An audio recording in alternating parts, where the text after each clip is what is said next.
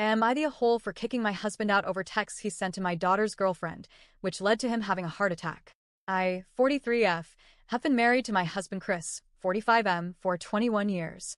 We met young, fell hard and fast, like you do when you're in your early 20s and think love can fix everything. For a long time, I believed it had. We built a life together. Nothing glamorous, but solid. Familiar. We had our daughter, Sarah, 19F, when I was 24. And even though parenthood was rough in the beginning, we grew together through it. Or at least, that's what I thought. Sarah is everything to me. She's the one thing in my life I know I got right. She's fiercely independent, empathetic, smart, and she came out to us as bisexual at 17. It was one of the most emotional conversations I've ever had with her, not because I was surprised or upset, but because I could see how scared she was. And I hated that. I hated that she ever thought she needed to fear how we'd respond.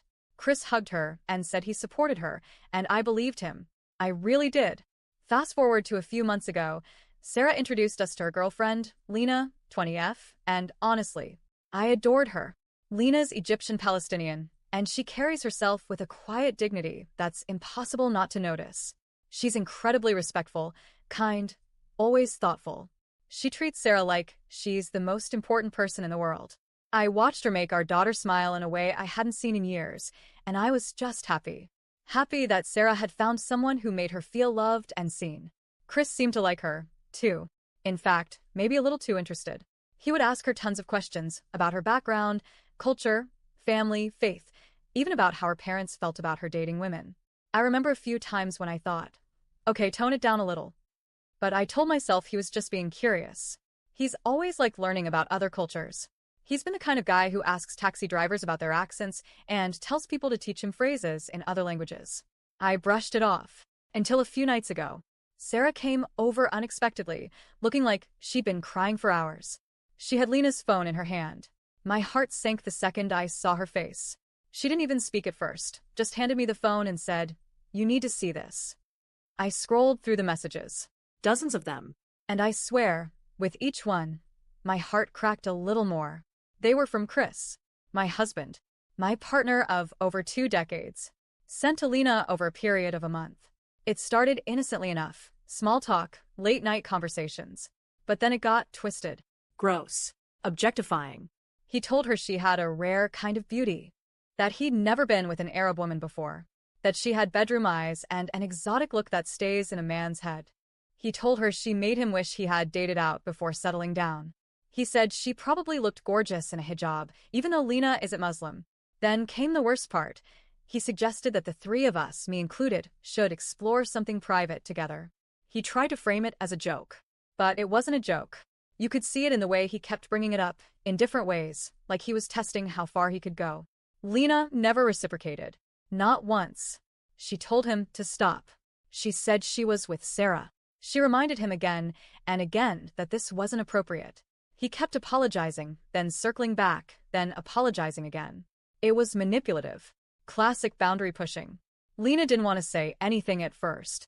She didn't want to break Sarah's heart or cause drama in our family. But eventually, she couldn't keep it from her anymore. She showed Sarah everything, and Sarah brought it straight to me. After she left, I just sat there for a long time, staring at nothing. I wanted to scream, cry, throw something, but I couldn't move. All I could think about was the fact that the man I loved, the father of my child, had hit on our daughter's girlfriend and tried to involve me in it, as if I'd be some kind of sick partner in his fantasy. That night, I waited for him to get home. I didn't say anything when he walked through the door. I barely looked at him. He thought I was just tired. I let him go to sleep, and while he did, I packed a good chunk of his stuff into bags and left them near the front door. When he woke up, I told him everything. That I knew, that I had seen the texts, that I wanted him out. He didn't try to deny it, didn't even bother pretending. He just started talking, nervous, rambling, trying to spin it. He said it was just a fantasy, that he'd never actually do anything, that he didn't know how to express his stress, that Lena made him feel things he hadn't let himself feel before, that being with me, a white woman, was safe, but maybe too safe, and he'd always wondered what it would be like to be with someone different. I just stood there listening, numb. This wasn't just betrayal. It was humiliation, disgust, and the deepest kind of heartbreak. I told him to leave, and he did. That's when the fallout started. His mother started blowing up my phone. Dozens of texts, voicemails, pictures of Chris in a hospital bed. She said he collapsed in her kitchen from stress and had a heart attack. He's okay now, recovering, but she said I was heartless, that I pushed him too far, that I should have handled it like a wife, meaning privately. She said I was breaking up my family over some foreign girl. She blamed Lena. She even blamed Sarah. She said I was cruel for not visiting him, but in the same breath said I wasn't allowed in his hospital room anyway. I think that says everything. Chris himself only messaged me once from the hospital. He asked when he could come home. I haven't answered. And here's the truth I'm ashamed to admit. I still love him. Not the version of him that wrote those texts, but the man I thought I married.